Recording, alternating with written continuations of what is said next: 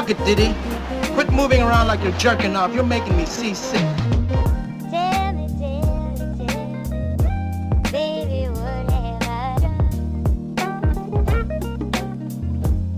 It's no secret that Hollywood likes their blockbuster sequels slash reboots, especially when it comes from superheroes, young adult adaptations, or any adaptation, but just any franchise in general. Hollywood likes to bank off of it. Every now and then comes a franchise movie where, in all honesty, I'm not even sure whether it's a reboot or a sequel, but it's definitely part of a franchise. And of course, I'm talking about the Unbroken series. Oh, wait a second. Oh, damn. The new Predator movie. We're getting a new Predator movie, guys. I totally forgot that it was even coming out. Now, just a brief little personal connection with the Predator series. I've seen the original, which that contains one of the greatest scenes ever in cinema. Dylan!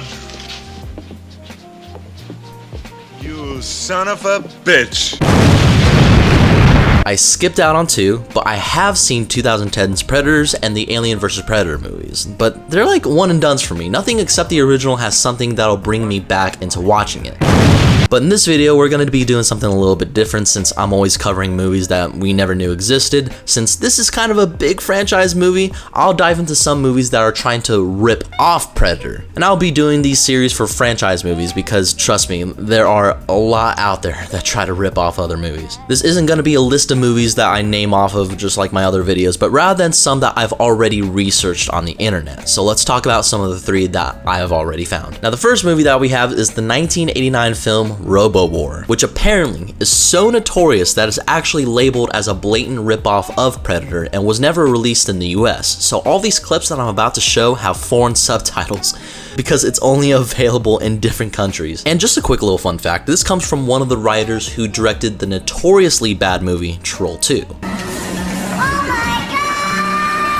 You don't really have to watch the whole movie, you can literally skip to different parts to see that it's very much ripping off Predator's plot beat by beat, but you kind of get some original things along with it as well. Robo War covers a team of highly trained operatives called BAM. You should know what the group is called.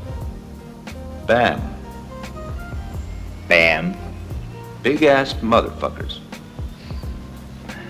Sort of like, get to it and go get fucked like a nom. And these guys are set out to the jungle to find someone with the code name Omega-1 and kill them. This team of special forces each have their own personality as they're introduced as characters when making their way into the jungle.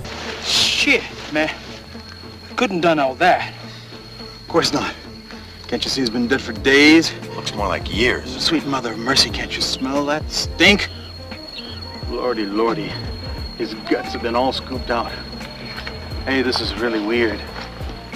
He was a gorilla. What I love most about Robo War is it embodies everything that's cheesy about the 80s from both its visuals and score, and throwing in some random fog to add the little bit of awesomeness to it.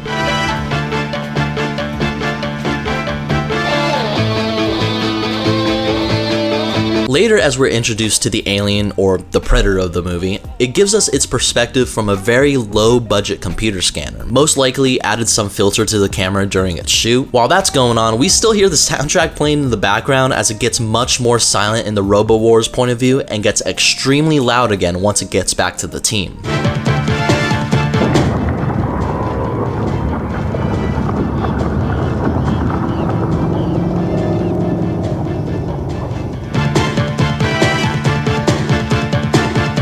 Later in the movie, they end up rescuing a girl that they have to bring along for the ride and have her witness all of them slaughter a whole bunch of dudes at a nearby camp. And I have to tell you, these guys are clearly trained professionals from both a character and actor standpoint. This gentleman, for example, seems like he forgot the camera was rolling after the director says action, and this man drops his gun when his enemy is merely 5 feet away from him just to land a punch. And check out this fantastic one-liner. Don't move. Stick around. And then, this scene happens.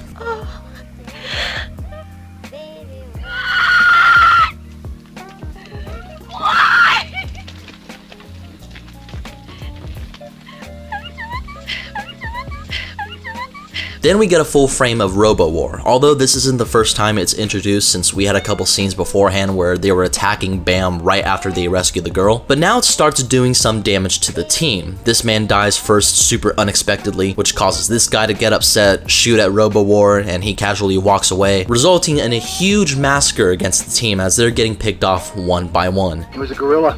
And you guys get the whole picture. That's why it's called the Predator ripoff. And that's basically all I have for Robo War. The next movie we have is the 1996 film from the Philippines, Bangus, and this one is a little bit more difficult to talk about considering I can't find a single copy online that has English subtitles. So based off the visuals, I'll give a brief synopsis of what's going on. However, Bangus opens up with a group of operatives arriving at their base camp, which of course, super cheesy 80s style going on.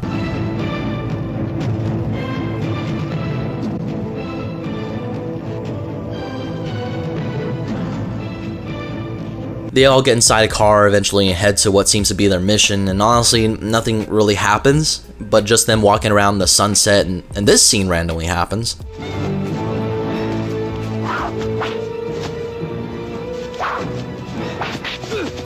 The team eventually gets to a nearby village, then starts shooting a couple dudes, and then that's when the alien shows up in the spacecraft, brilliantly showed in this scene right here. The team suddenly does the very thing any person would do when first coming across extraterrestrial beings, is to start singing and dancing. Which I have to admit, the way they use purples and blues to show this movie's style of nighttime is very unique, yet have I seen a B-grade movie use lighting such as this. The unknown being that previously landed on Earth begins its rampage against the village, which, strangely enough, the artistic choice being made where no sound effects in any kind other than a score is playing while all this is happening. The team eventually finds a girl which they have to pull with them towards their mission, then they start shooting some more people, then the alien shows up and starts hunting them down one by one, much similar to the Predator. You guys have any idea how hard this was to conjure up what was going on with this movie despite rarely having any English dialogue happening within the film?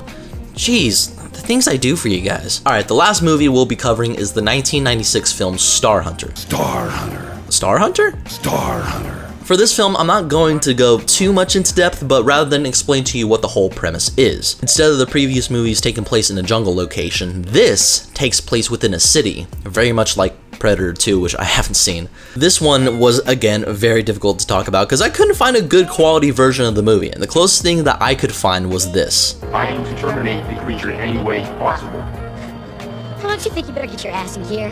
I mean, we're dying here, man! Understand.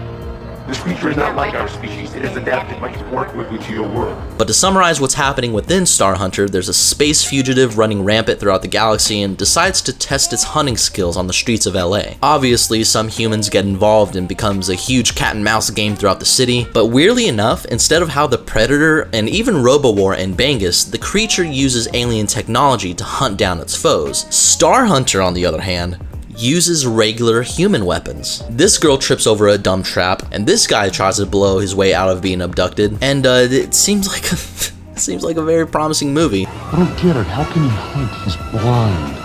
Raw force.